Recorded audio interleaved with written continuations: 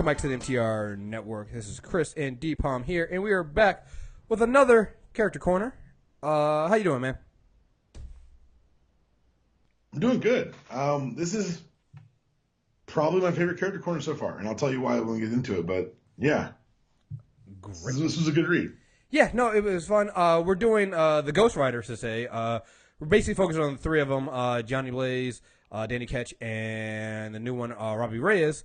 We'll get into that a little bit later, but before we do that, we do have a review that came from our last, it was put in the last Character Corner we did. Hey, just a word to the wise about doing the reviews. We get them as soon as we can. Just know that sometimes Apple just does not update, or iTunes doesn't update them so we don't see them. But trust me, once we get them, we will definitely read them on air once we find them and stuff there. So if we missed you one episode, don't worry about it. We definitely will get you next time. So, Dpalm, you have a review. Yep. A new review says, "Hey guys, I've been slacking and haven't been able to leave a review lately and wanted to get this out. I came across your podcast 3 years ago and have been glued to the network since. Thank you. All the content you all provide is great. My go-to podcast are Character Corner, Super Tuesday Recap, without a doubt. I started reading comics again religiously around the same time after taking a 12-year break. The knowledge and passion behind the shows gets me hyped. It's really cool to see a podcast that works hard and gets great opportunities to grow. Keep up the good work, and thank you for the great content. P.S. Why hasn't Jeff Johns stepped in and fixed Flash's mech suit yet? Thanks, Ryan D." That's an excellent question. He tried to lie. He tried to give us hope this week. You know what? After the Super Tuesday we already recorded, but he tried to give us hope, and I'm all right, listen. It's gonna be a week before we do another Super Tuesday, so I gotta go ahead and throw this out there now. You Character Corner fans, you're getting a Super Tuesday rant here real quick. If you are a Black Guy Who Tips premium member and you heard the last Nerd Off, you heard me rant a lot on that one. And if you're not a premium member, you need to sign to become a premium member on the Black Guy Who Tips network, just so you can hear the ranting I did on that one. Could you literally hear me break like 5 times? All right. Let me put it this way. I will not have hope until I actually see results. That's the same. All I'm worried about is that they've ruined Wonder Woman. That's all I heard. Yeah, because I hate that I'm this way. Have you ever see something happens like you see that movie where there's a kid who's been possessed by a demonic force, and the parents look at the kid, goes, "Why are you this way?" I'm looking at myself in the mirror, going, "Why are you this way now?" Because that's all I read too. When I read that article, and I'm like, okay, this sounds good. They're doing what I said. They got Jeff Johns out here talking and stuff like that. That's great. And I'm like, wait a minute. They're saying that we'll see the changes in Justice League, but you have Wonder Woman come before that. But we have Wonder Woman. So what is that? What does that mean? Is Wonder Woman bad now? Was that email right? Are you guys covering that up? Like, what the fuck, man? I'm just, God damn it, man. I want to have hope. I have no hope left. I need to see results. And I'll be honest, I'm not gonna feel better until this review said Jeff Johns comes out there and starts saying things that we need to hear. Like, yeah, that Flash costume was fucking stupid, and you're right, Barry Allen doesn't have blue lightning, and I'm gonna fix it. Until I hear that shit, I still have problems because It's so simple. So, well, no, like I said, when it comes to comics, I trust Jeff Johns. I want him to. I hate to say it, but and again, I'll say this. Last thing before we actually get into the Character Corner we're here for, it's not Johns that's the problem to me. I have no faith in WB. It's the system. It's like, oh man, it's the good team. It's the bad football team that drafts a good quarterback. He might be good, but we'll never know because he's on that team. It's the same issue that people have with President Obama when they go, "Well, he didn't fix this." I'm like, but he's the president of the United States, but it's still a racist system. One man can't fix a systemic problem, and that's the problem I have putting Jeff Johns there. Like, you can even say that, and we've been saying for a long time, hey, they need a Feige over at Warner Brothers, and you know what? That's partly our fault for also downplaying what Kevin Feige has done, right? And not even Kevin Feige did, what Disney did. Or Disney allowed Feige to do. Right, because Feige doesn't become Feige and Marvel Studios doesn't become Marvel Studios if Disney and Alan Horn don't go out there and do what you have to do to make us money.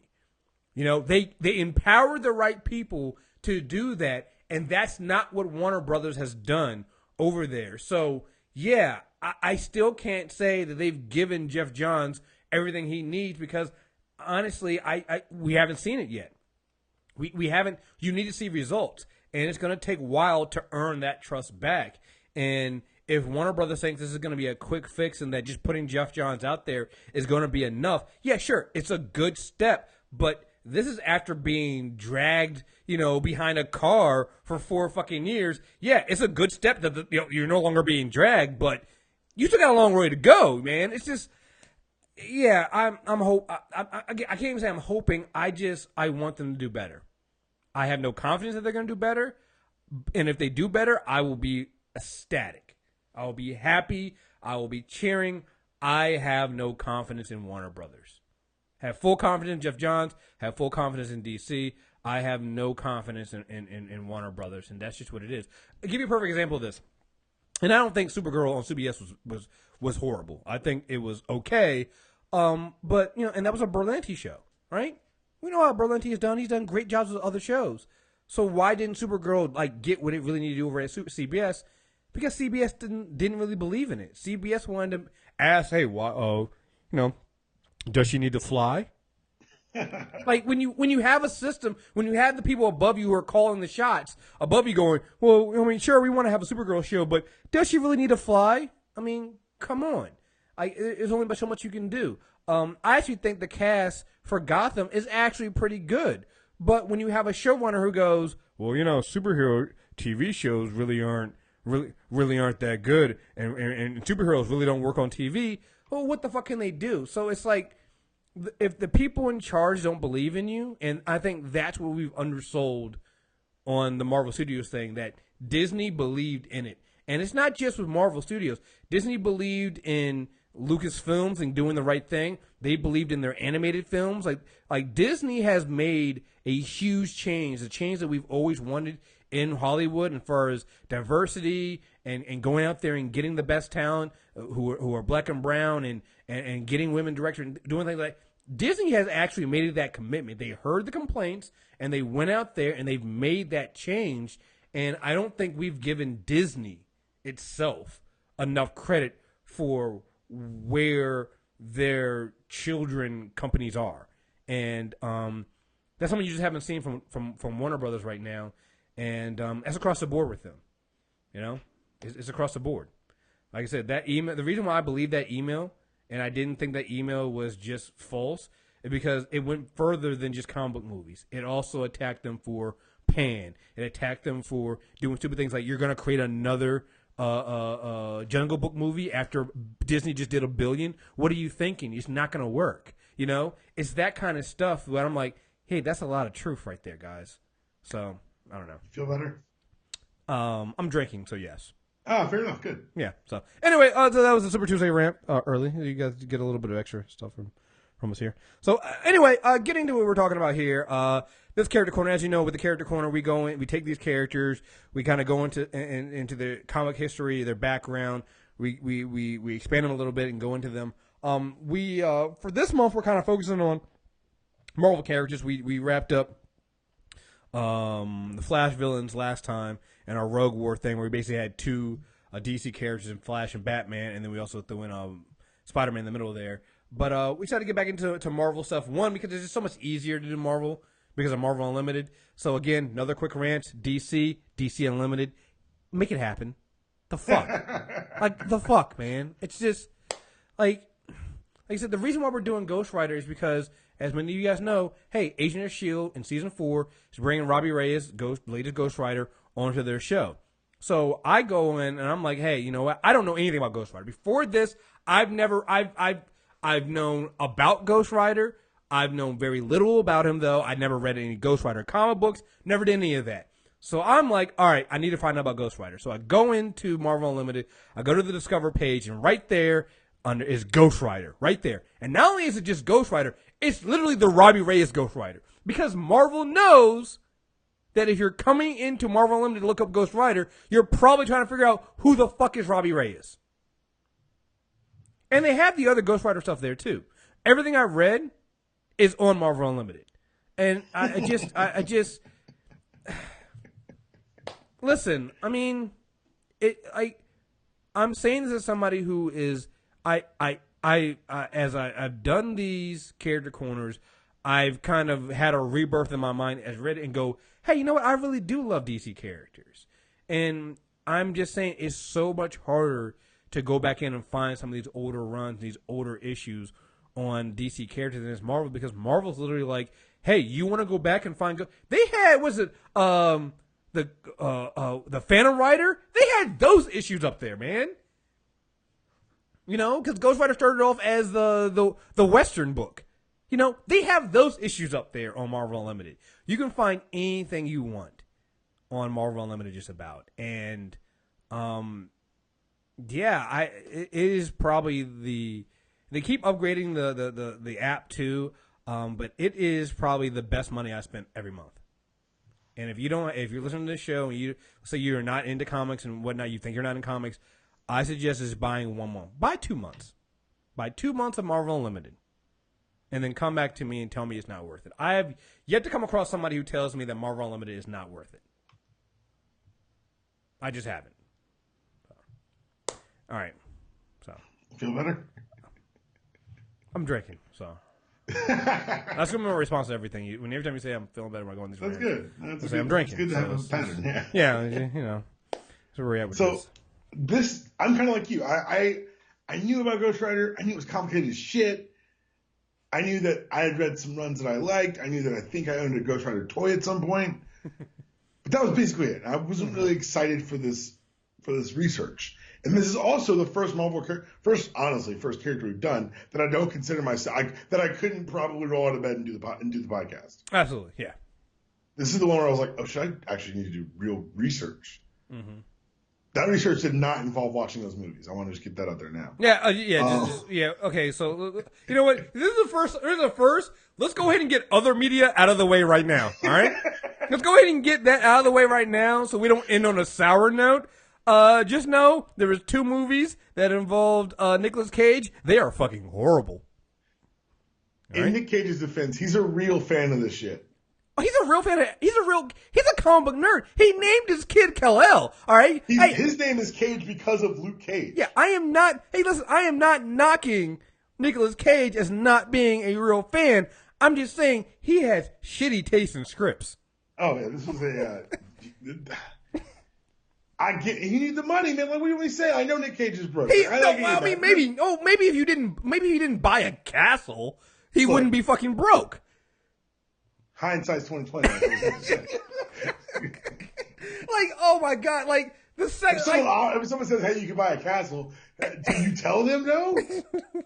I mean, valid. Okay. If I'm in a position to have castles offered to me, all right. Touche. Where castles are on the menu, you really like? Nah, I can't do a castle. Touche. Touche. All right. Good point. I'm starting to see your point of view on this one. All right. Okay. Yeah, I mean, you know what's sad about it is, I think I can't say the first one is salvageable, but compared to the second one, which literally, the second one, if anybody remembers the promo for the second one, the teaser for the second one is literally Ghost Rider with his back to the camera, pissing fire. I shit you not. I shit you not. If you do not remember this, go find it. That is where just take our word for it. Don't go find it. They really thought that was gonna be the moment, and going, oh yeah, it's R-rated this time. So yeah, I'll be honest, I never watched that one. Oh, I've never seen the second one. I never will. I at least watched the first one. I think that the Ghost Rider movies are a good mark on how far we've come as a comic book viewing fan base. I saw the first Ghost Rider movie on an IMAX on opening weekend with my then girlfriend. I'm really sorry, because I felt an obligation to the form. By the time the second one was out, I actually said out loud, fuck that, no way. That's how far we've come to expect things from our comic movies. It's the reason the reason I'll never rewatch Batman vs. Superman. Because I have a line now. Oh my, I'll be honest, I was never that loyal that I went to go see. I was. Yeah, I couldn't. But no, I mean, I think it was a testament to just how. And again, I believe these fell under the Marvel Studios brand. Oh, these are Marvel movies. Yeah, these were Marvel Studio movies. These is not from them actually making their own. They definitely, they still had. Was it Paramount or somebody? I can't remember who owned the rights to Ghost Rider, but it was still under Marvel Studios. I think, and still were the producers of this. They had no control, to be fair. Yeah, it was this and Punisher Warzone. Right, they had no control, but they had production credit. Yeah, production credit, and it was, I think, their Marvel Knight series, if you will, on screen, and they tried, no, these were not good. Do not go watch these films. Do not help yours. Do not do that. It is not necessary. Also, do not watch the other Nicolas Cage film they did that wasn't called Ghost Rider, but technically should have been called Ghost Rider, which is called Drive Angry, which is really just Ghost Rider with a car, but he doesn't have a flaming skull. Yeah, don't do that either. Yeah, I've never heard of that movie. I remember going to see Drive Angry, and we drank, and the theater was mad at us because we literally brought out a flask, and we were drinking, and we had a blast because that movie was terrible. It sounds terrible. It was absolutely horrendous. All right, but that's out of the way. We're done with that now. Yeah, right? we got all of that out of the way. I just wanted to get I wanted to do that. I got you. All right, cool. We're done. Let me finish talking about this for a second, because upon reading all this research, Ghost Rider is badass. Yes. And I had no idea. Like, and people say, oh, he's a very minor character, and in some ways he is. He's used pretty sparingly. His origins, though, tie into like the fabric of the Marvel Universe. Mm-hmm. I think that all the stuff I read kind of makes him super, like, right for like a really good writer to sink his teeth into, because he can appear on a cosmic level event. It makes sense. Yeah, I mean, again, I didn't read all of World War Hulk, but there's a tie-in with Ghost Rider, and it's funny because you literally have Doctor Strange kind of watching this fight between Hulk and Ghost Rider happen, and he's talking to some of the other Illuminati members. He's like, "You think you do?" He's like, "Yeah, I mean, Ghost Rider could definitely take out the Hulk." He's like, "But Johnny Blaze right now is kind of in control, so we don't know." And then at some point, the actual spirit of Ghost Rider takes over, and he just drives away. And Strange is just like, yeah, so that's the problem we have here is Ghost Rider's a vengeance, and he protects the innocent, and none of us are innocent, so he's not going to save us, And it's like, you're just like, wow, that's okay. Yeah, you can put him in an event like that, and it actually makes sense. So, yeah, the thing that got me when reading this stuff was, and I guess it goes back to a lot of the things we do with Marvel characters, is honestly how tragic each of the characters has been. Yes. Johnny Blaze, Danny Ketch, and Robbie Reyes, them becoming Ghost Rider is always a tragic story. Well, that's one of the cool things about, and this is what I was talking about this with one of my friends who is a Ghost Rider fan, and I went into this thinking that his main appeal was that, and his opening appeal still is, it's a really cool visual. It's a flaming skull on a motorcycle. Like, that's appealing to children of all ages. But when you get into it, he's really one of the few remaining true Marvel characters. And what I mean by that is, and I've given this history lesson before, DC Comics are based on old school serials and the idealized version of things. Marvel Comics was floundering and trying to find its footing. So for a long time, they told lots of different stories. But the last iteration before we got to the Silver Age were horror comics. Mm-hmm. Ant-Man comes from a story called The Man in the Anthill, which is not about a scientist who's excited about shrinking. It's a man who got stuck at that size and is running from ants. The Fantastic Four is essentially body horror. And this Ghost Rider is literally a demonic curse. Yeah. I mean, he sold his soul to the devil. There's a lot of different ways. Well, yeah. We'll get there lots of different ways. Right. But it's in its core a horror comic. Mm-hmm. and it's the true, like, it's before, because Fantastic Four starts as body horror, becomes the first family of comics. The Man in the Ant starts off as a terrifying story of shrinking and becomes a wife beating kind of shape changer. Well, whatever. It's, details. He becomes a superhero. Bottom line is they were able to convert a lot of these origins that had roots in monster and horror and turn them into superheroes, which gave the heroes feats of clay and makes their stories more interesting for people outside the mask. They didn't make that shit with Ghost Rider. At no point would you describe him as a superhero. No, it's always tragic. It's always dark. It's always horrific. Always. Like, I quickly went through, because there is a fourth one. We're not going to talk too much about her. But Alejandra, the female Ghost Rider, they did. And they did that in Fear itself, I believe. And I just quickly went through that one real quick just to get the background on that one. And that's another horrific story. It's a horrific, tragic story. You're just like, yeah, this never... We talked about this with Daredevil, The Tragic Life of Matt Murdock. Like, none of these characters have... Johnny, Danny, and Robbie, none of them have happy endings. And if they get a happy ending... close a couple times, and it went really poorly. Right. You get close to a happy ending, and then it goes even worse. Like, it's like... It is bad. Like, again, we'll save Robbie for later, but even because they haven't started the new series. I guess it comes out this fall.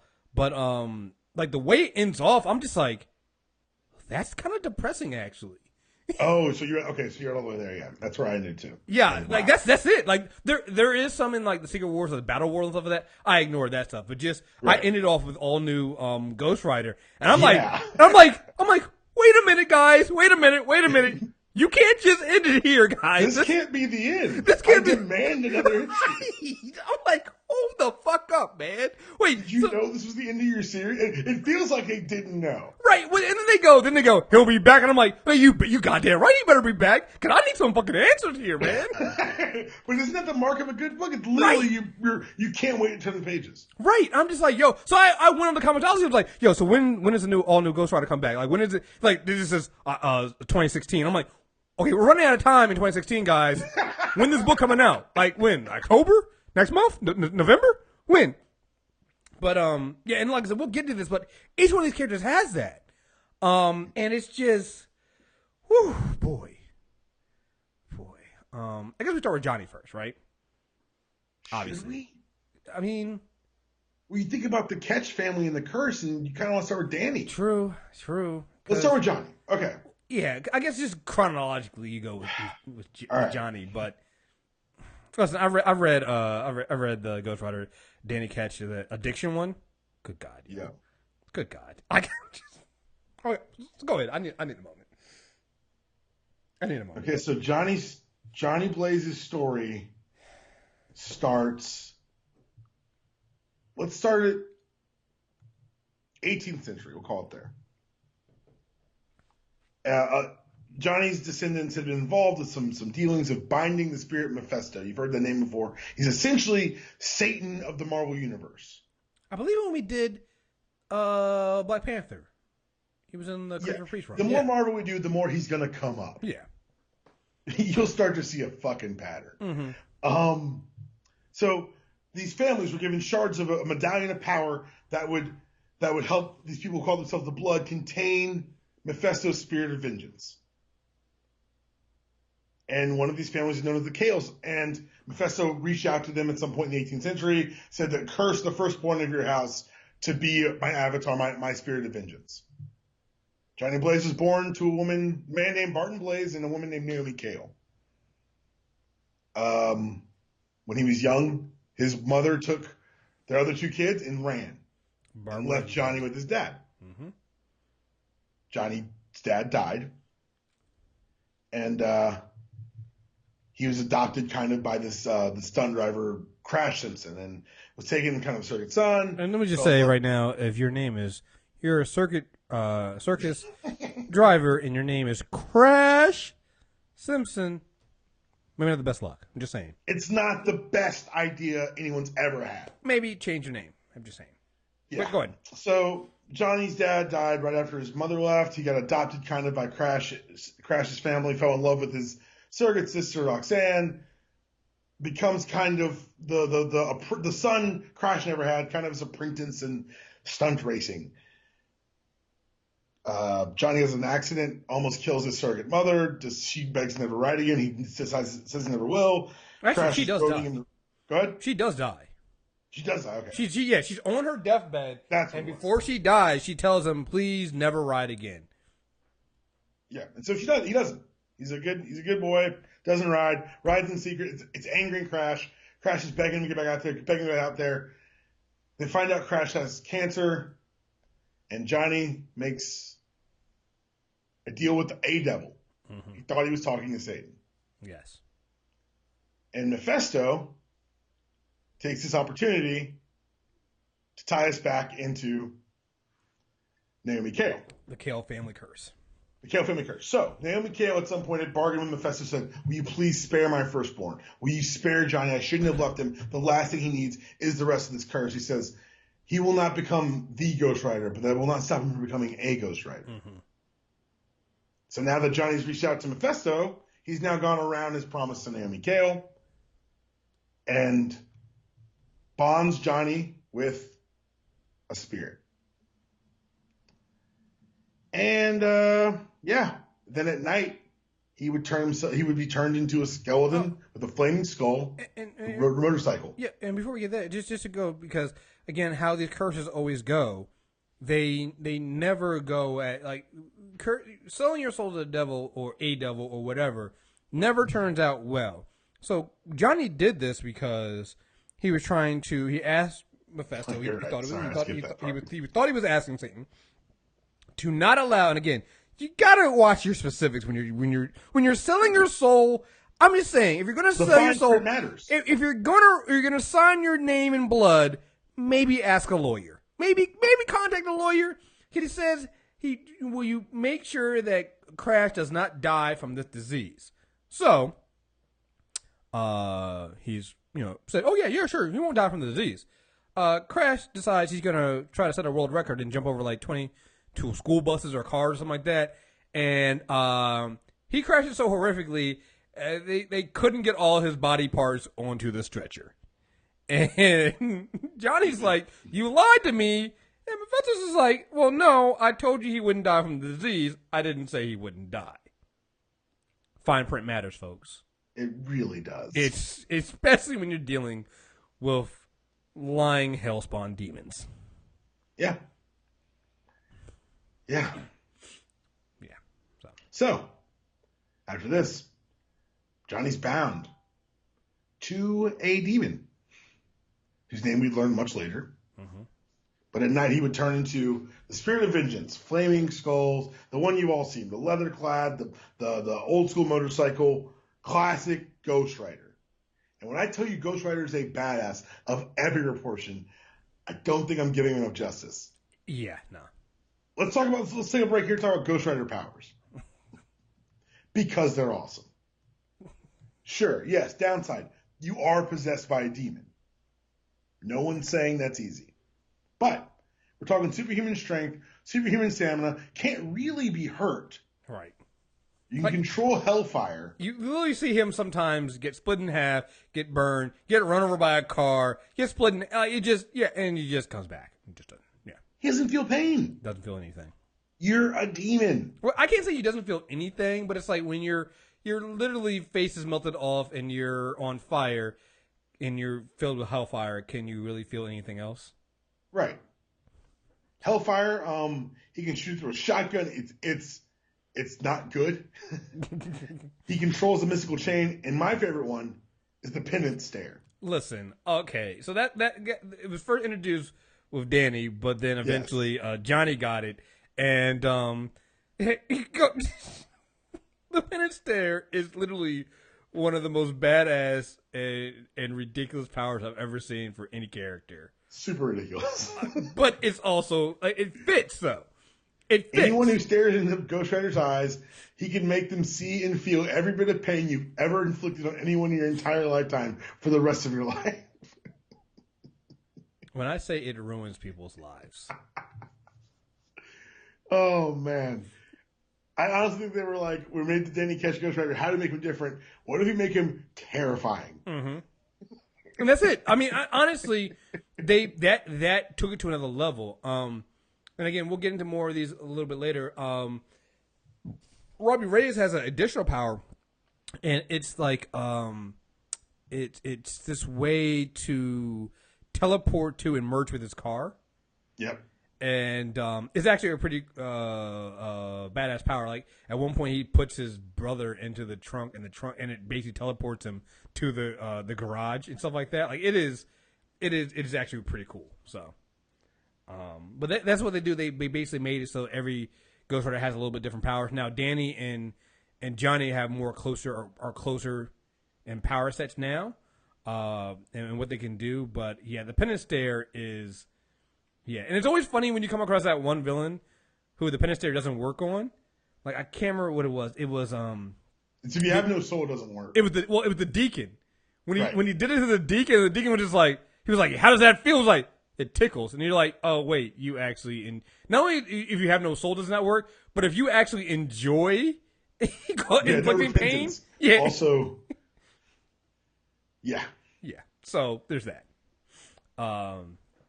Yeah, but they said at one point he forced Galactusville.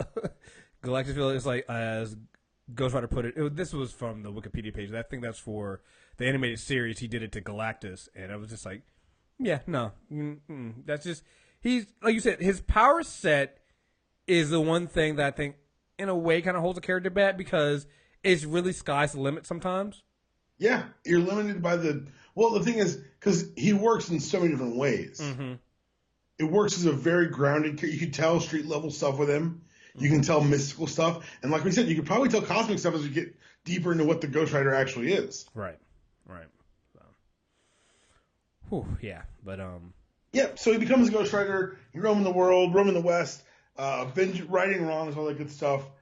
Joins the Champions, which is, yeah, it went about exactly as you think it would go. The Champions is I'm glad they're bringing them back, but I think it's very funny that they even exist in the first place. So we get the adventures, and we're not going to go too deep into them just because, for better or worse, the Ghost Rider has not been beset by great writing, iconic writing over the years. Not at all. Like, that was I'm not going to lie. So I was like you, again, this is coming in, like, I think the reason why I put it off for so long is like, I gotta find. I don't want to read Ghost Rider. Right, I don't really want to write Ghost Rider. I gotta find good Ghost Rider stories. How the fuck am I going to do this? And then I realized that Jason Aaron did write Ghost Rider. I was like, wait a minute, hold on. Yeah. Wait a minute, you had me at Jason Aaron. So, but you're right. It's over the place. You can find some good stuff. I'm not saying that all the stuff out there is bad, but it kind of it's not to the level of this, but it reminds me a lot of like Wonder Woman. Where you have to find the right stuff. You have to shift through the bullshit and find the good stories, the good writing, and it is out there. Right. So. But the end of Johnny's original run as Ghost Rider actually tells a pretty good. I like that because it was one of the rare like close-ended runs on a book. Right. That was volume 1, right? Right. Yeah. It's where near the end, Johnny learns the name of the demon within himself, Zarathos. Yeah. I didn't like. Plot-wise, let's just get into like the mechanics of the book. It felt like I wish they'd have seeded it better. Mm-hmm. It felt like it came out of nowhere because now it's Zarathos versus another demon you've never heard of before, and they've got a century-long feud. But it ends with Zarathos being imprisoned in the Crystal Souls, him being cured of the Ghost Rider, him marrying Roxanne, and having 2 kids. Happy ending. Let's talk about Dan. Wait, we gotta applaud the happy ending for Johnny, right? That didn't go on. It didn't last that long. Yeah. You get Danny, and god damn it, man! Like everything just starts with pain. Naomi Cale gave her kids to a woman named Mrs. Ketch. The other 2 kids that she left with. Danny and Barbara. Danny and Barbara are going through a graveyard. I can't remember what exactly they were doing there. They were looking for the grave of Harry Houdini. Oh, that's what it was. Because they live in New York. Because old Ghost Rider was out west. Mm-hmm. So this is in New York now. They get caught up into some. I guess they were in the gangs or something. It's a rival gang. First it was like just some street kids that were harassing them, but then I think it was the Death Watch gang, and they were trying to get something that Kingpin wanted, and so they literally get caught. They sneak up on. They come across this basically deal going down, and somebody gets shot, and Barbara screams out. She gets shot with a crossbow. Danny is trying to drag his sister back to save her life, and they end up in this junkyard. And there's this, and you know what? Reading that issue is kind of cool the way they did it. Again, it's older art, but it's cool how they do it because when they're going there and they're sitting in the dark, you can start seeing the eyes of the medallion on the bike, right, in the background. It's very, very subtle, but you see it there. And Danny ended up touching the medallion. Not just touching the medallion, touching it with his innocent sister's blood on him. Yes. And that awakened the Ghost Rider. Yep. Once again, it's a curse. It is what it is. It's very tragic. Ghost Rider's badass. Yes. And they made this like on a late 80s, early 90s version of a more badass Ghost Rider. The bike is different. The very skull, the way he's drawn is different because before it was an empty skull surrounded by flames. Now the eyes are on fire. It's a pretty cool visual. Mm-hmm. Yeah, absolutely. And I want to say this one was actually because that's the thing too about the Ghost Riders. Each of them usually is bonded to a different spirit, and we'll get more into that into the Jason Aaron run because it was amazing. But like each of them, so like Johnny sold his soul, if you will. Danny is literally touching the medallion with his innocent sister's blood on him. Robbie has something else that happens. Robbie's just fucked up. Robbie's just fucked up, and it's different because it's not even technically a spirit of vengeance that gets him. But it's just like they're each different, and I kind of like that. I like how it doesn't fall into the same category. They each have this curse, if you will, and each come about it differently. You know. Johnny kind of brought it on himself. Danny and Robbie kind of ended up there by accident, if you will. And not even that. Johnny begged for it. Yeah. We're going to get to how Danny got his in a second. Because we can say it's a medallion, but it was really... If you remember earlier in this podcast, Naomi Kale asked that her firstborn son be spared the curse of the Ghost Rider. Right. Danny is the second-born son. So... Now Daniel Ketch is now the Ghost Rider. He his sister was she got shot. She was in the hospital, ended up getting killed by one of his enemies. The Death Watch. Yeah. And that did not end up well for the rest of Death Watch. No, it did not. There's a really weird crossover early in his career where he becomes the replacement of Fantastic Four. Yeah. I had forgotten about those books. I did not read those books because no. They are what they are. They're fun. They're there. They're a fun Fantastic Four version. They got free issues. They bring them back occasionally for miniseries. It's a fun. It's Grey Hulk, Wolverine, Spider-Man, and Ghost Rider. And yes, that's exactly. I did not misread any of that. That's exactly what it was. That is you heard them. Be the judge for yourself. So this new Ghost Rider is kind of becoming public and out there. And this is where we're going to cross back over to Johnny Blaze. Because Johnny Blaze goes to New York afraid that Zarathos has returned. Yes. And then they find out that they're brothers. Yeah. Yeah. Which, but again, I just can't wait until we get to the part of the Jason Aaron section of this because there's some writing in there about them being brothers that was just. I gotta see if I can find this. I'll keep going. I'm gonna see if I can pull it up. Pull it up because that right there, it was just one of those. Damn. Let me see if I did this. Did I get it? And then something else happens. I got it. Oh, go ahead. Yeah, so this goes later on into they had done another team up, and again we'll get into this fucked up storyline, but and you basically have them alternating between Johnny speaking and Danny in their head. This is Johnny. I never wanted a brother, and Danny's like, I never got the brother I wanted, but but Danny is family. Nothing can change that. But Blaze is all I got, no matter what happens. Sure, the whole world and all life we know is probably going to end, but if it really goes, and this is Danny now. But if it really goes all up in flames, what better way to watch it burn than with a brother by your side? Yeah. Good writers can do really good things with these books. Yeah. Yeah. So Danny continues being the ghostwriter, but knowing that, but now you've entered a new level of mystery to the book, because now you know that not only are he and the original ghostwriter brothers, but now you know that this is not Zarathos. This is not that demon. Danny goes to Doctor Strange, which why that wasn't your first stop? Right.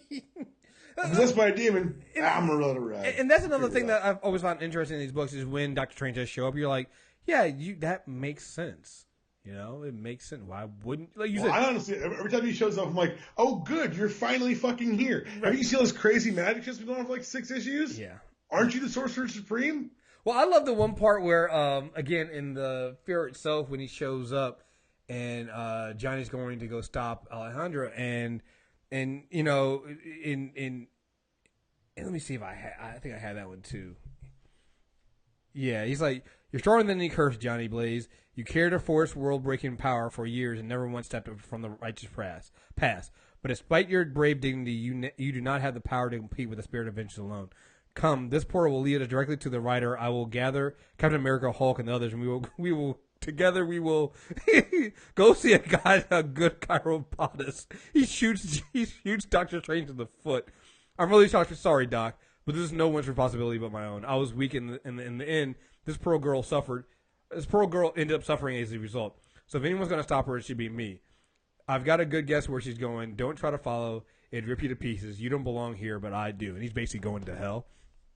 And like I said, I always like the interaction between Johnny and Doctor Strange, or any of the Ghost Riders and Doctor Strange, because it's just one of those things where you're just like, yeah, you're a Sorcerer Supreme, but do you really want to deal with what these guys deal with right now? Because you know, they're literally, you know, there's issues literally where one of them, again, it reminds me of Drive Angry. I can't remember what the name of that run was, but it was like when Johnny was trapped in hell and he's literally trying to escape hell day after day after day. And yes. Yeah, that is, whew, yeah. Is it no? Oh, let me see. Circle of 4. Which one was it? I know what you're talking about. Was it Road to Damnation? No. I gotta find. Keep going. I'll talk. Okay. Again, just here are the names of some of the issues I have: Spirit of Vengeance, Trail of Tears, Road to Damnation, Heaven's on Fire. That's just to give you a taste of what we're talking about here, guys. I don't know what the problem is. Those are all light, cheery book names that you'd want to put on the cereal box. Yeah, why not, right? Yeah. Again, guys, not a superhero. Not a superhero. So, Danny Ketch goes to Doctor Strange and finds out that this ghostwriter who's possessed him is actually an ancestor named Noble Kale. Because Mephisto's a dick and when his mother asked to spare her firstborn, of course the curse had to go somewhere. So, and it turns out the reason that the medallion was in his motorcycle is because that's where his mother kept hers, because unbeknownst to him, she had ghostwriter powers as well. Mm-hmm. If you're thinking to yourself, that's not just super complicated, which it is, but also pretty badass, you're 100% right.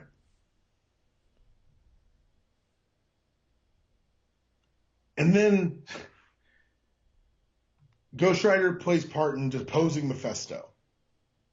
He knocks him off the throne of hell and kind of gets his own Mephisto, his own arch nemesis in Blackheart, who I didn't love this run of books. What issues were those? Was that was it the volume 2, the Danny Ketch stuff? Yeah, the Spirits of Vengeance stuff.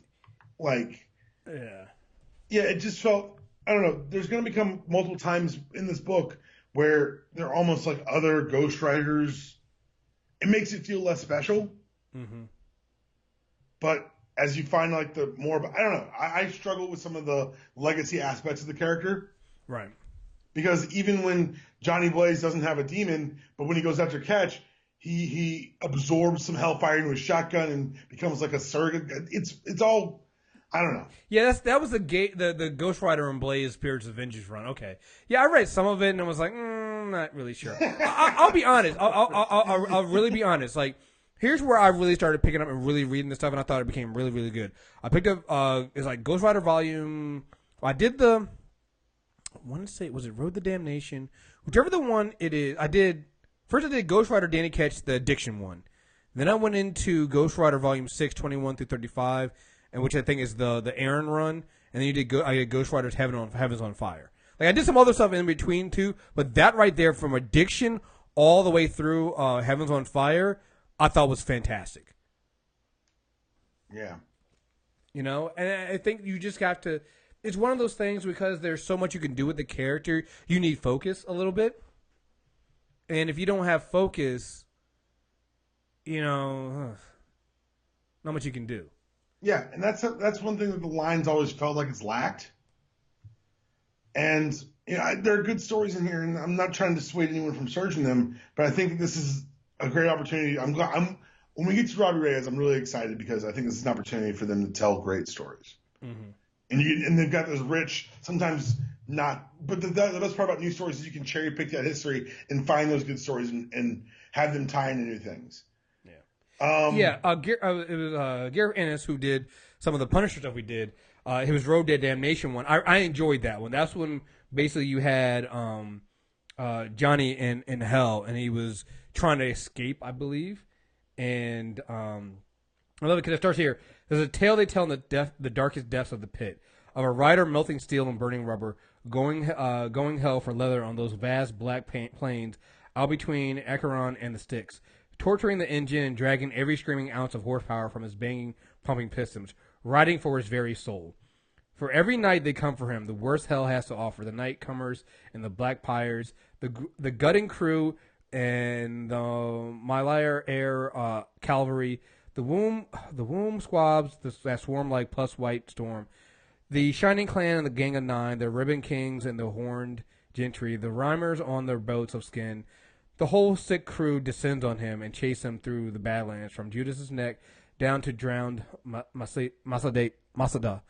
He rides, oh how he rides, and he knows that in those blood tunnels lies the only road to salvation, the last and final mile that climbs to the light until only the gates themselves will bar his way. Beyond that point, he's free, and every night, they take him down. They arraign and rip and they tear him and they sever, they pound and mash and rape and ruin until all of his soul is gone.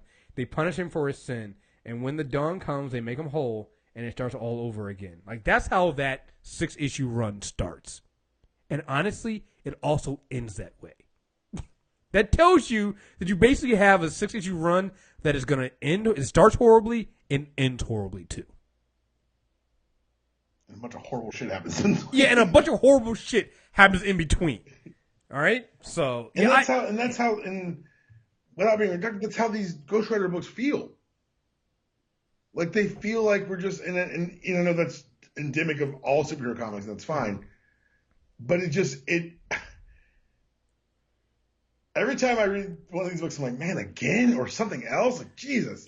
It reminds you that you have to remember that becoming Ghost Rider, becoming a spirit of vengeance, is a curse. It's truly a curse. It's truly a curse. There is no upside to this at all. And despite having gone to hell and sold his soul to the devil and stuff like that, what I liked through all this stuff is, particularly in the case of Johnny Blaze, you start seeing that, honestly, he is a good man.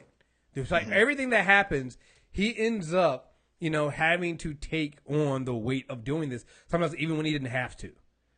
You know, there's been several times when he's been freed of the curse, and he's decided to pick that back up. He's picked it back up because he's, like I said, that when I was talking, when we read the issue about From Fear Itself, where he goes in after Alejandro, and trains to tell him, he's like, you're a good man, you do not have to do this. And he's basically like, no, I do.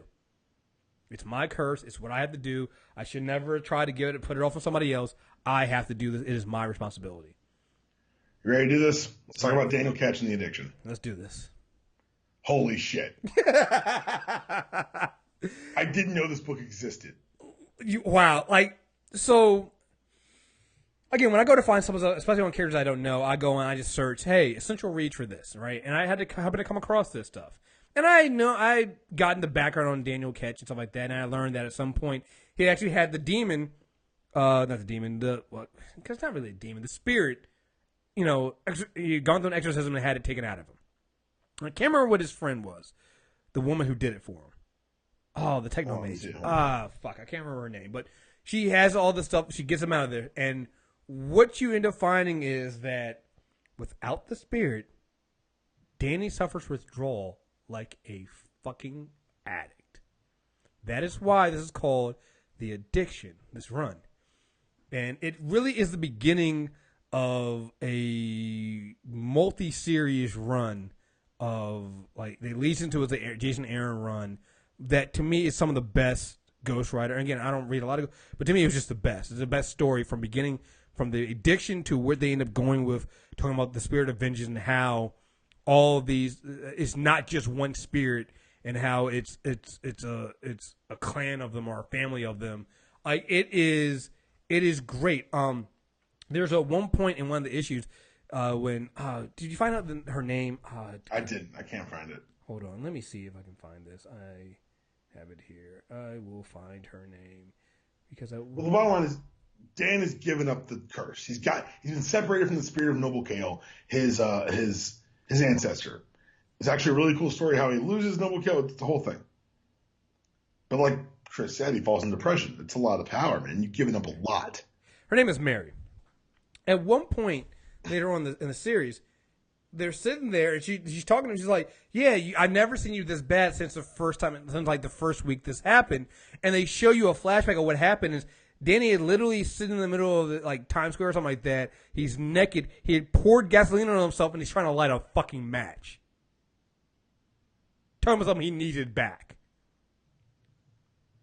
Like, he had become a legit addict for this curse, for this spirit, and doing this. So after this, he's approached by a talking crow named Mr. 11. It sounds as crazy. Listen, when you talk about Ghost Rider, you're gonna get crazy shit like this. You're gonna get talking crows. You're gonna get gun nuns. You're gonna get dog heads. You're gonna get a villain that literally has a bubble gun. What is it? A bubble gun? No. Yeah, one has a bubble gun. There's another one that's literally a giant eyeball. Like, you're gonna get some crazy fucking shit. All right, so just bear with us. Sorry, go ahead. The talking crow then gives him doses of the Ghost Rider power. Literally doses. Like, just tiny hits. And then he explains that the Ghost Rider power is multifaceted and that someone's going around absorbing old Ghost Riders to feed their own addiction. Danny finds that guy, Verminous Rex, which is a dumb, very 90s name, kills Rex, and takes his spirits. That drives Danny crazy. He basically overdoses on Ghost Rider. Well, to really set it up for why he does this and what he's being manipulated to do, a couple of things have come out about this. One, up until this point, you've always thought that the power of the Ghost Rider, the spirit of the Ghost Rider, is a demon that comes from hell. It's kind of what you've always kind of been led to believe. The shorthand of it all, yeah, that's what you've always thought, even if you knew about Ketch and his ancestor. Right. It's always been tied back to Satan and the devil. What you start finding out is, in this run, is that it's not true. The spirit of vengeance, the spirits of the Ghost Rider, are actually a weapon of heaven. They are a weapon that basically God created to exact out his vengeance and punishment. They are literally, I think as they put them, the CIA or the Wet Works team, the SEAL Team 6 of heaven. All right? The problem is that in creating these, that it's too much power for a human host. So Danny is led to believe that if he doesn't start, he's the only one that can absorb this power and take it into himself. As if he does not free these other people, these other hosts, they will die. Because he actually sees one. He sees one person there who has absorbed all this power and has let himself go and is literally about to consume himself and die. So Danny's led to believe, because he's vulnerable, because he's been given this power and been given hits of this power, and he's in this vulnerable addict state, that he must go now and absorb the spirit of vengeance from all these people, including his brother Johnny. Now, we're also led to believe that is not 100% true. Go ahead. Danny Ketch goes crazy. Absolutely fucking nuts. Danny Ketch kills a kid, man. The person behind all this is an archangel named Zadkiel, I believe, who is, his goal is, and Mary finds this out, and I can't remember what the name of the actual 11 was the crow. 11 was the crow. Yeah, tells him basically that there's a war going on in heaven, and Zadkiel is trying to tear down the gates of heaven, and the only way he can do that is by getting someone to absorb all these other... all the powers of the Ghost Riders. All the powers of the Ghost Riders. And Danny, who's in this vulnerable, crazy state, because he's now been given... You're now feeding the junkie. He's now been fed the junkie. Like, the way this is done is masterful, because throughout this run, it's only 6 issues, but you see as Danny becomes... so subtle. It's so subtle. Like, it literally starts off with just one hit. The first hit is free. And I think even 11 even says that. Like, the first hit is free, kid. And then they make it so that basically Danny is begging to be given all the power. Like, they make it so that it's not forced on him. They make it so that he literally begs to be given all the power back. And that, in me, is what some of the masterful, like you said, masterful writing. This is the first time Danny's asked for it. Yes. Danny was cursed. Johnny asked for it. Mm-hmm. This is Danny's making the choice. And that's something else you'll see. Even when we get to Robbie, at a certain point, every one of these writers makes a choice. Yes. Even if they start off not wanting the choice, eventually Dan was never given a choice early. No. You can feel sympathy for him because he is a victim of a curse until this point. Mm-hmm. Especially now, because of all the motherfuckers in the world who should know better, it's the guy who's already had it. Mm-hmm. Mm-hmm. And I think even at one point later on, Johnny even tells him, Johnny's like, yo, you should know better than to do what I did. You should know better than to sign away, you know. Cause I think even at one point in this, he's asked to make his mark and to sign it over. And Johnny's just like, yo, you should have known better to do that, because that's what I did. You know, I went through that, so you don't have to do that. You know, it's just like, come on, man. And I'm not gonna lie, like, I still felt sorry for Danny because you're literally it. And again, who wrote? Let me see who wrote Addiction. It was. Hold on, I just pulled up the issue. Maybe I lied. It's called Ghost Rider Danny Ketch. Mm-hmm. Issues 1 through I think 4, 6. It's just 6. It's just the writer is Simon Spurrier, and I mean, it's just it's a 6-issue run that kicks off the rest of the stuff going on here, and but it ends with Heaven's on Fire. But it's just you feel it as an addiction, and it's something that is an important and I think a different way of looking at this spirit, and it just gains you this sympathy for these characters. They also kind of in this way start introducing the fact that there are other Ghost Riders, these other spirits of vengeance, and it's something that they've talked about this before, but it only kind of like regional. It was kind of like only like American, and they're basically like, yeah, you do realize that you know, if God is the one who created the spirits of vengeance, and it's you literally you're soldiers of heaven to exact the revenge on people. What you think there aren't people that need vengeance in other countries? Come on. So literally at one point there's, I think her name was Shiva or something like that. She was one. And that's the only one I think you get in this series. But later on, as you go throughout this run, you start meeting more and more and more of these people as Danny goes out and tries to take their powers. Not tries, does it? Yeah, does. Like I want to make sure that's very clear, because this sounds like a crazy plan. by a crazy angel Zedekiel, and it fucking works. It does. It does. And he cracks open the gates of heaven, declares war on the throne, and all the Ghost Riders are re-empowered.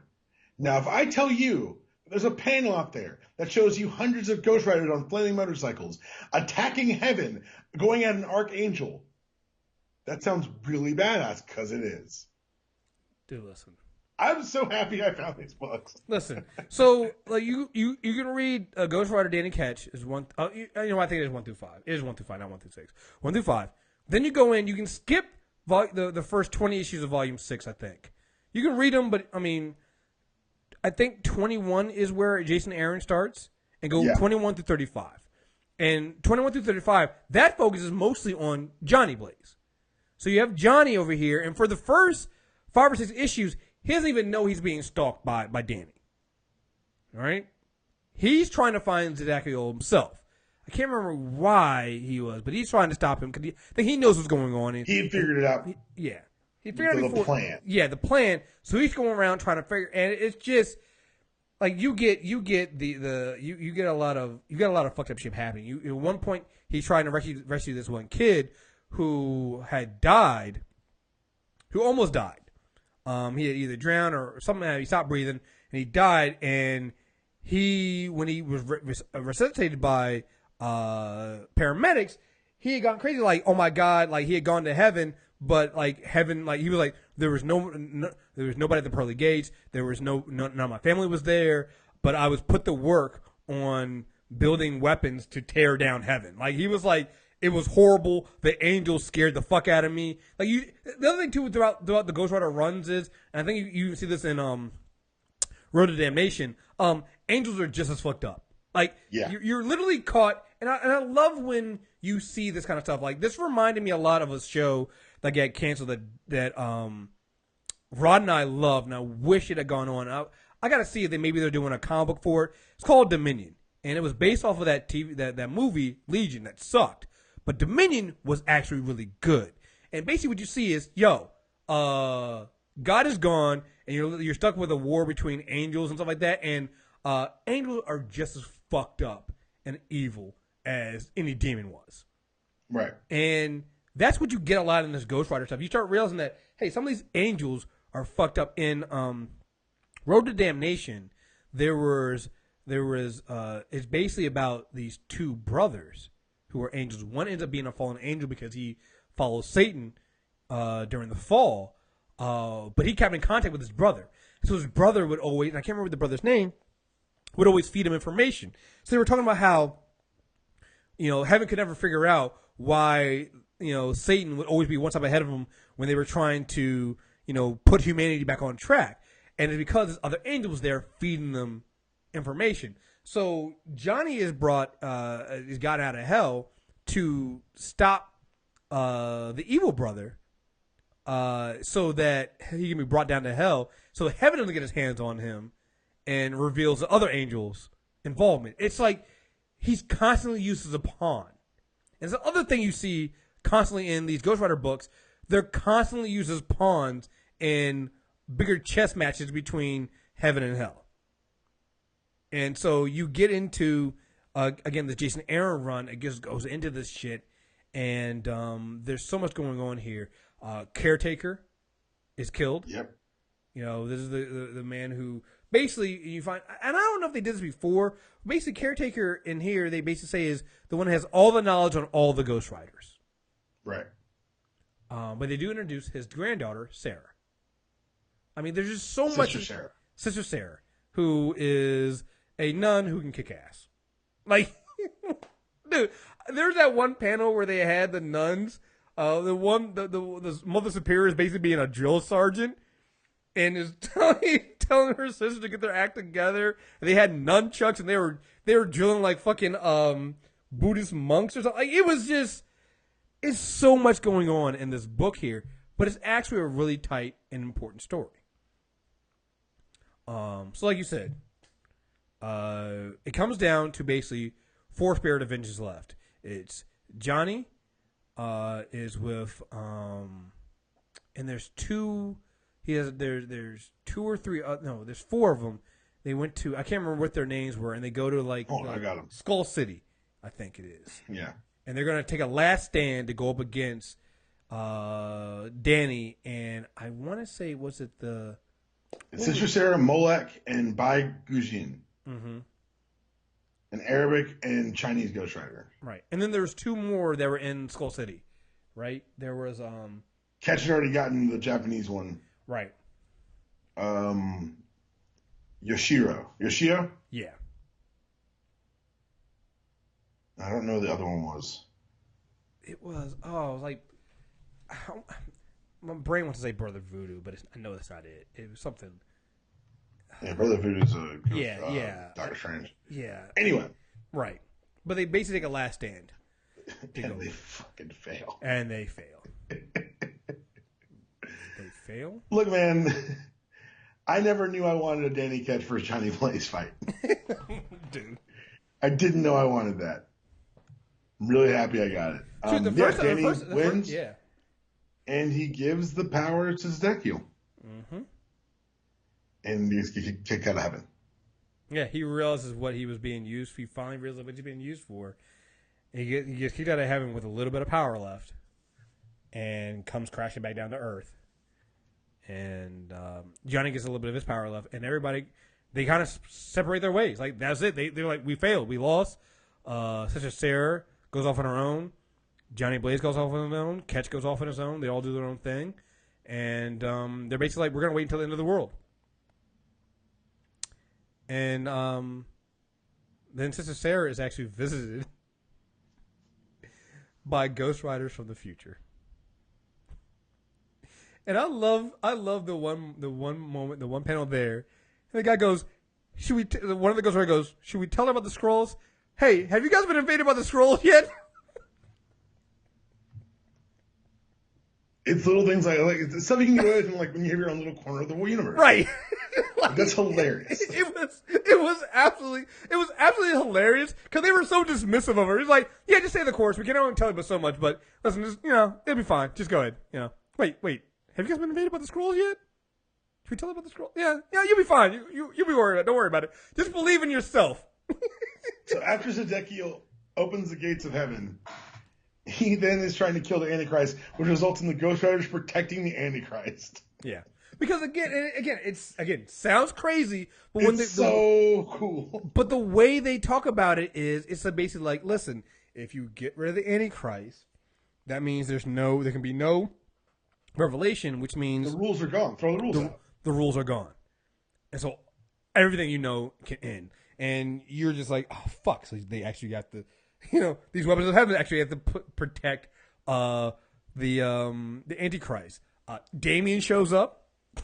Damien Hellstorm, yep. Hellstorm shows up. Like it is an actually really fun and enjoyable cool read that literally ends, like you said, with all of the Ghost Rider spirit. Because again, the like, yo, you can't kill a spirit of vengeance.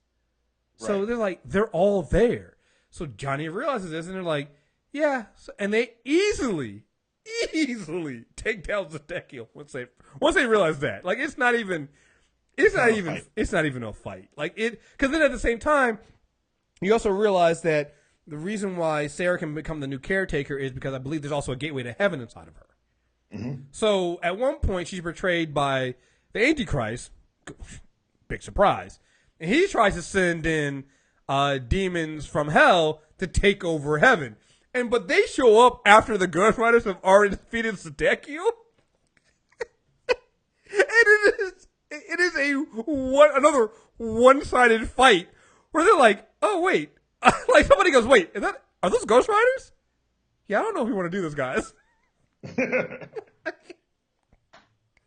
It is amazing. It is a great run. And like I said, that start with Ghost Rider Danny Ketch. That's 1 through 5, the addiction. Go to Ghost Rider Volume 6. And these are all, again, on Marvel Unlimited. 21 through 35. That's Jason Aaron's run. And then do Ghost Rider's Heaven's on Fire, 1 through 6. You read that stuff right there, you get a pretty good understanding of what goes on. They'll even give you background on Ketch. They'll give you background on Johnny Blaze throughout this. They'll give you that kind of stuff you need. Like I pretty much didn't read anything else. Like I've read some stuff here and there, but I know that I could have just read that stuff and been fine. Like I think I might even read most of that stuff first. You know? Yeah, that's the stuff I read first, actually. Yeah. Then I went back and filled in some gaps, but that was what I read first. If it sounds like the most metal comic book you've ever heard of, it's because that's what it is. No, it is. It absolutely literally flaming skulled motorcyclists riding on heaven. Right, spewing hellfire and like it is, and it's just exactly. It was a twist that when it was introduced, you weren't sure about how it would work. Like you're retconning all these spirits of vengeance into being tools of heaven, or at least corrupted tools of heaven, and it worked. No, it did because again, I can definitely see how it could go wrong, but the way they did it, and again, Jason Aaron is an amazing writer. It works, and he picks it up, and you sometimes it's done so well you almost forget he didn't write the addiction part or the stuff before that. So I would also say before we get into Robbie Reyes stuff, I would also say you can read the Road to Damnation one, which kind of goes into I think like I said the other story I was telling about how Johnny being used as a tool, being trapped in hell, being used as a tool from a war between heaven and hell.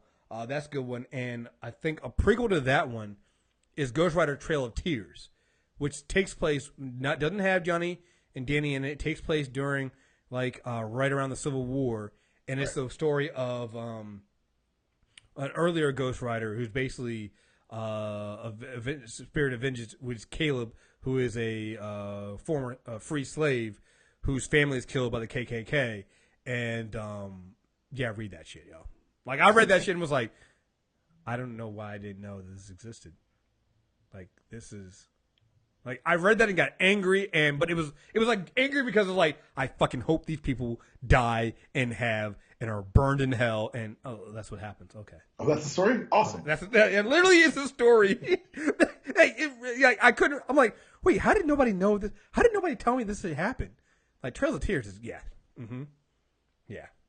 Yeah, definitely check that one out. So, you got anything else you want to go before we get into Robbie Reyes? That was it, man. I think it's going to be interesting to see what happens next with both Danny and Johnny. Mm-hmm. Johnny's still Ghost Rider. You touched on the run with the female Ghost Rider that I skipped. Yeah. But Johnny's got the spirit back. Danny hasn't really been seen since. Yeah. Which I think that I had my suspicions on what was going on with Robbie when I started reading. Because I tried to read the most recent stuff last so I could have it go into it with all the connections. And I was wrong because I thought that Danny would be involved somehow. Yeah. But I think that if there's one thing we've learned from what we just talked about for the last, I guess, hour and 15, the Ghost Rider story is generational and it continues. And so we'll see how it's reconciled or brought into the new series. Let's talk about Robbie. Yeah. So Robbie Reyes, all around good kid. All right. This is a kid who they don't say his age, do they? He's got to be like 7 or 8. I think he's in school, so he's got to be in high school. So I would say he's 18 because at one point he's trying to sign. He signs guardianship papers over his younger brother who has a physical and mental disability, and so he is going to school, getting good grades. He's working at a auto shop to pay for to take care of his brother. They never really tell you what happened to. I think later on they do tell you what happened. Well, no, they never really tell you. They never really explain it, which is what happened fine. to his parents. Yeah, and I think that'll come in later on. They just when you meet this kid, you're like, he's doing all the right things. He does, street race to earn money to help pay for things for his brother.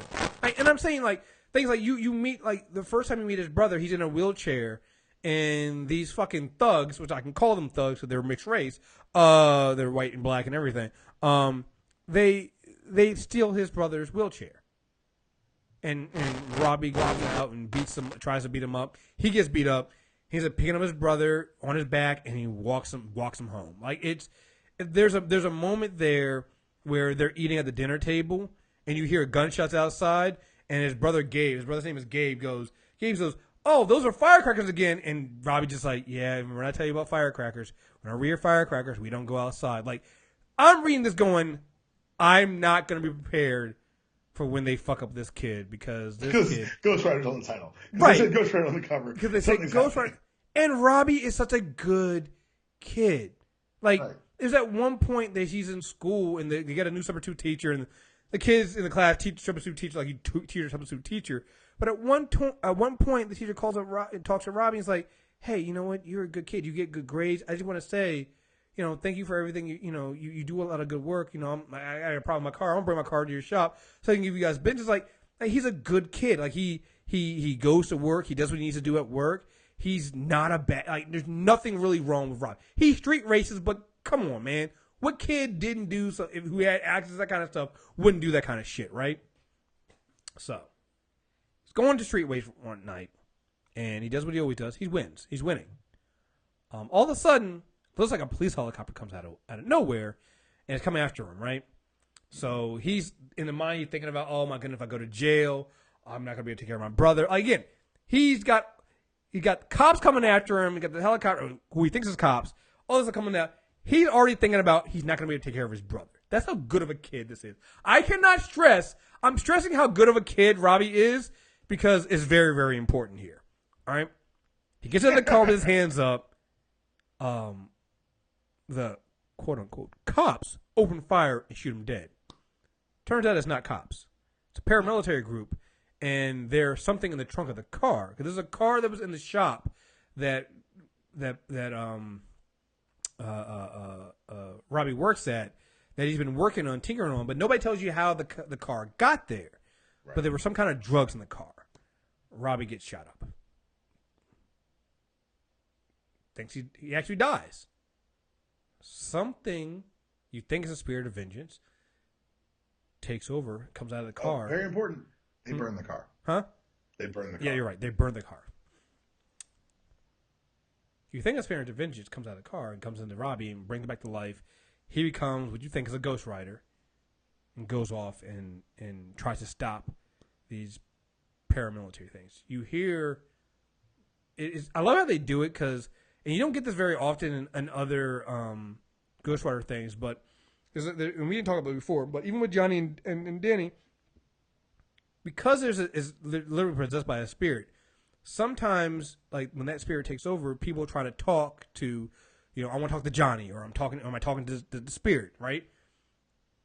In this case, you have the black boxes in black are the spirit, and the spirit name is Eli Morrow, and you have Robbie himself, and so, the first few issues of them are you trying to understand what's going on here, and Eli tells Robbie, "Hey, listen, I was burned in my own car. I was kidnapped. These people try to kill me. We're gonna get vengeance on them. That's what we're gonna do." And you believe that? Because why wouldn't you believe it? You believe that for a good 7, 8 issues? Again, remember this is only 12 issues. You believe this until Johnny shows up. All right, the pills are in the car. Something by Mr. Hyde. It's some kind of genetic mutation gives they're flawed, but they're like pink pills, and they give the person mutated powers and things like that. So you see, you're going through all this stuff, but always in the back of your mind, you're looking at. You always feel kind of weird about this Eli spirit, because you're just like it always seems to be pushing. Robbie to do more, because at one point when Robbie defeats Hyde, Mr. Hyde, he defeats him. He goes back. He's like, you know what? I'm gonna just use his power to street race, and I'm not gonna become Ghost Rider. He just uses it to street race and earn money to take care of Gabe. To take care of Gabe. It's not even like he was earning money. Eli. Yeah, he's not even earning money to like live larger. He's earning money literally to take care of his brother. He's paying the mortgage. You get panels of this. You get panels of him paying the mortgage. You get panels of him paying the rent early, paying for the heat bill, paying to get his brother a new wheelchair. You get him. My brother gets a call about, hey, my brother needs more medicine. At one point, there's for the guardianship and things like that. He puts out money for that. Like, it's everything he does is literally for his brother Gabe. And as you said, this pisses off Eli a lot. Yeah. Eli is not happy about this. At one point throughout this, after he had defeated Hyde, because it came on TV, a shadowy figure at a bar, seeing these news things, gets on a motorcycle, and you realize that's Johnny Blaze. Johnny's like, who the fuck is this? Right. Who the fuck is this new spirit? We just went through all this shit. Right. Who the fuck is this? There's a street race where Robbie finally loses. He loses because these giant mutated rats show up, and he loses money, and Eli kind of convinces him, go get that money. You were winning that race. Shouldn't have got that money. So he goes to take that money, and that's when Johnny shows up. Right. Johnny Blaze shows up. They have a fight. Johnny does a pin stare on Robbie as Eli, because Eli has taken over, and it's revealed that Eli Morrow is not a good guy. Eli Morrow was actually a satanic fucking serial killer.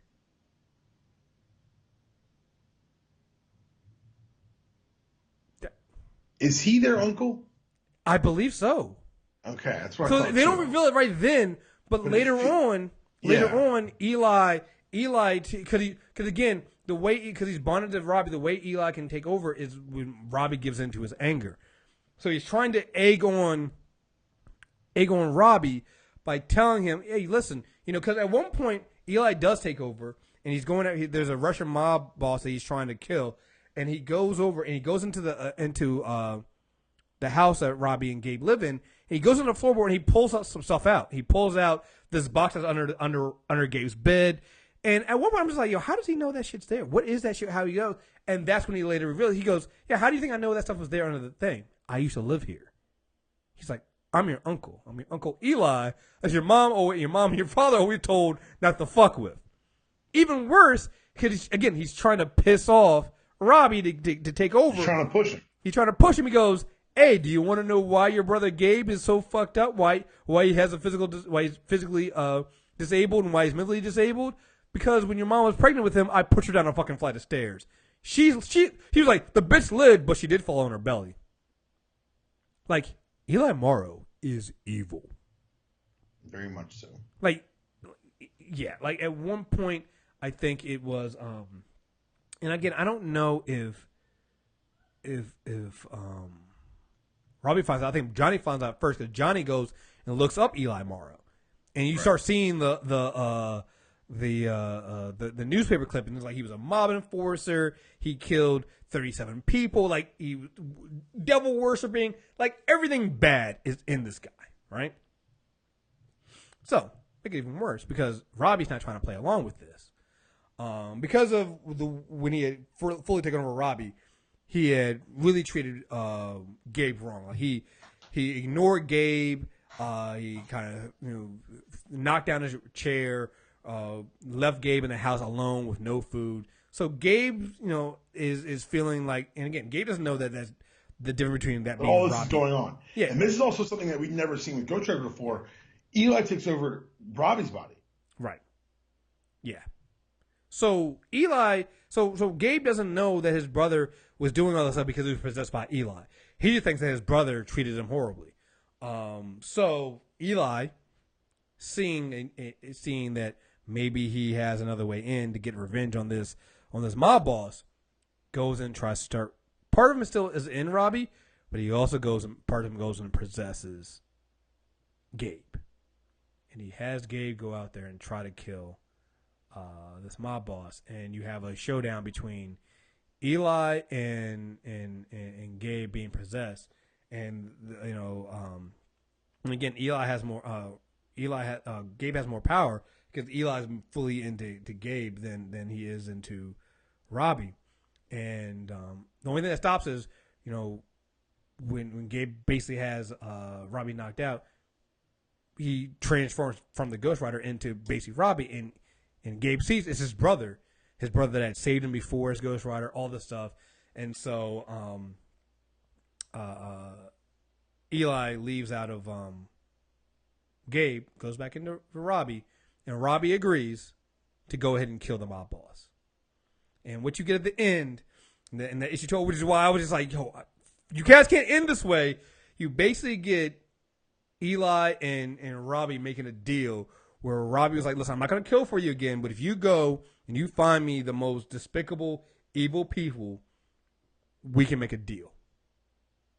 Let me see if I got that. Like, it is, I'm reading, I'm like, God damn it, man. This is. Yeah, but you know, it came from like a place where you can't really get mad at it. No, like, he had to do it. And that's why I'm excited about what they're going to do with putting him on television. Is first of all of the Ghost Rider stories are intense and ripe for storytelling, but you don't have to tie into the other event spirits. Mm-hmm. But you could, like, you can go so many different directions on the television show with it. That I think that, especially Jason Aaron's run, kind of opened the door for, because it'd be, you know, I don't know how easy it'd be to do all this pathos in the show where he's not the focus. Mm-hmm. They also depowered him so much I enjoy. Mm-hmm. He was like, here goes Eli as so let's see. So Robbie, you know, with the Ghost Rider in him, you know, kills the mob boss and goes, burn to hell, you Russian rot. He's like, ha ha, you've done it now, kid. This is Eli talking. You've killed Igor. You've avenged me and bonded our souls eternally. You may have saved Gabe's soul, but you've thrown any hopes of getting rid of me right out the window. I will curse you. I will plague your body, and your soul until you rot from within. I will consume you with anger, hatred, and the urge to kill.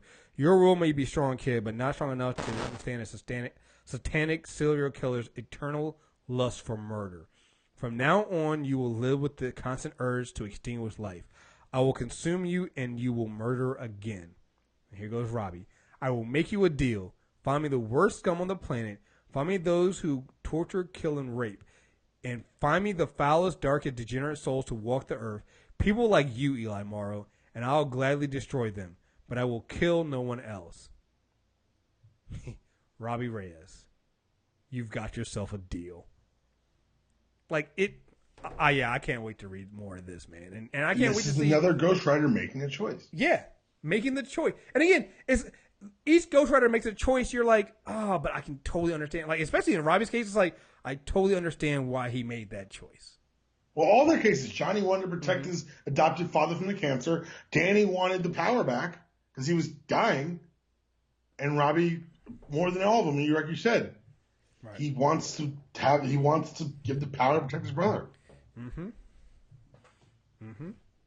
He, again, and this is why, in a way, I'm going to name it in a way, for all of these, for Danny, Johnny, and Robbie, each of them, their choices always come from, and this is how you kind of know that, and again, in the case of Eli, it's different because it's not, he's not a, well, from what we know, he's not a spirit of vengeance. He's not, you know, from heaven. But this is how you kind of know that it makes sense that they would be heavenly weapons.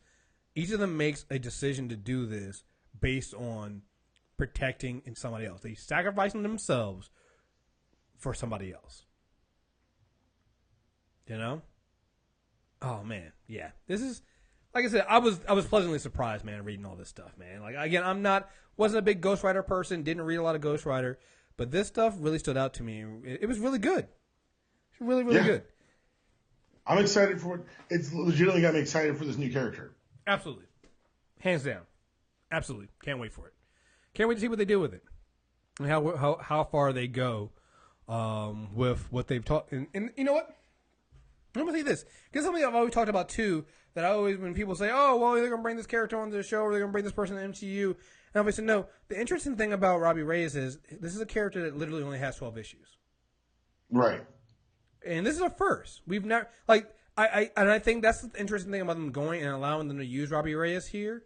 And this could be the floodgates for them bringing in other characters that don't have a lot of backing to them yet. This is the first character we've seen like this, where you're literally bringing somebody in and putting them on a TV show, and they only have 12 issues. Like I said, we haven't gone into the all new, all different, you know, post Civil War stuff. Secret War stuff with Robbie Reyes yet. They haven't launched that book yet. So it's interesting seeing them going forward with this and having the confidence that they can do this. So it makes you wonder if they're going to combine a lot of what they had with Robbie Reyes with maybe, say, another one, more of the mythos of some of the other characters. I kind of hope they don't.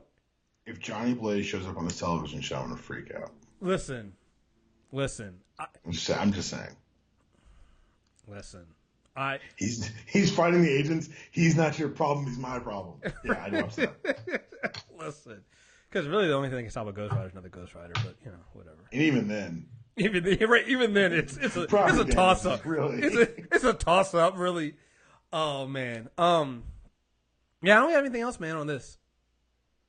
I loved it. Yeah, no, I was very. The Robbie Reyes stuff. I had never read it before. I was always like, oh, who needs another Ghost Rider? And apparently it was me. Yeah, I need another Ghost Rider. Absolutely. It is very interesting and intriguing how they did this, and I'm shocked. Like I said, I did not read a lot of. I've never read a lot of Ghost Rider stuff, but I read this stuff, and it was I enjoyed it. Enjoyed it hell. It was a lot of fun. A lot of fun. Like I said, they're all Marvel Limited. We'll make sure we put the links out in the show notes. Go there. The next one we do of these character corners: Luke Cage and Misty Knight. Probably coming in about 2 weeks. So stay tuned for that because we know we have. I'm so hyped for Luke Cage when we can do it right now. That research needed. Let's do it. It's going to be great. You guys are going to really enjoy it. But everything, I don't know if people are who like trucking reviews. Early reviews are out. Like everything spoiler free, but it's all been really promising. I'm excited for it. People are saying things that I'm wanting to hear. And between this and Atlanta, Black History season. Oh, shit, and Queen Sugar came out too. So it was I haven't watched Queen Sugar yet, so I can't speak to it. But I've heard nothing but good things. Yeah. So it's Black History season continues, guys. So thank you guys very much for listening to this. Again, it's the Character Corner. You can email us at mtrailerreviews@movietrailerreviews.net. You can leave a 5-star review. We'll read it on the air on the next time we have a show. And don't forget, check out the MTR Network on Facebook. That's where we are. We discuss a lot of this stuff. You can put your requests in for characters we're doing. Like I said, we're doing Luke Cage and Misty Knight next. We've already had the characters after that, the DC ones we're doing. We're going to do the GSA. And then the big one that probably going to end up being a 2-parter, maybe 3-parter, the Teen Titans. That's going to be a lot. I know. I already know that's going to be a lot. Dpalm, don't even say anything. I just know. We stepped in with that one. So it's going to be fun. It's going to be fun. So, again, guys, Character Corner on Stitcher, iTunes, RSS Radio, anywhere you can find your favorite podcast. And until next time, we are out of here. Peace.